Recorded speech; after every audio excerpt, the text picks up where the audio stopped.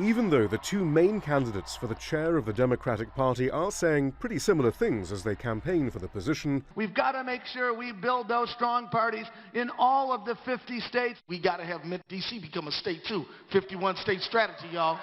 this is a battle between the Democratic Party establishment and its progressive wing. The establishment is represented by Tom Perez, President Obama's Labor Secretary, who's been endorsed by both the Obama and Clinton factions of the party. Keith Ellison has the endorsement of a few senior party officials, major unions, and crucially, this man.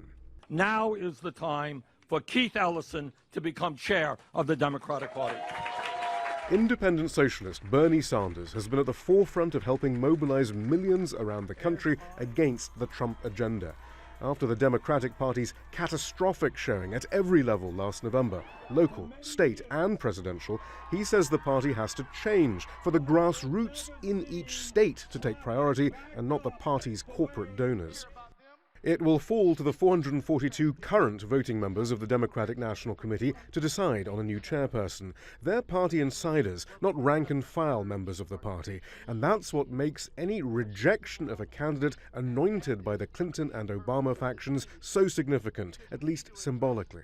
We're going all the way to the convention, all the way. Jeff Weaver was Bernie Sanders' campaign manager. He now heads Our Revolution, a progressive group built from the Sanders presidential campaign.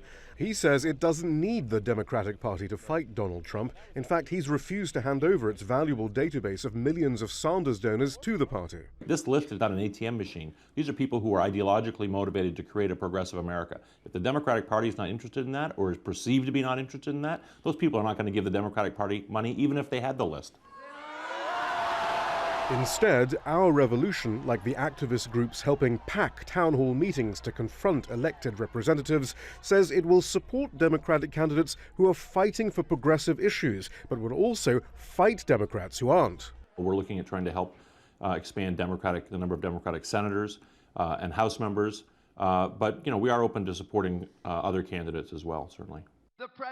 So those voting on Saturday will be aware that the Democratic Party risks seeming irrelevant by key portions of the newly mobilized anti-Trump resistance if it's not seen to be serious about change. No wall. Shihab Rattansi, Al Jazeera.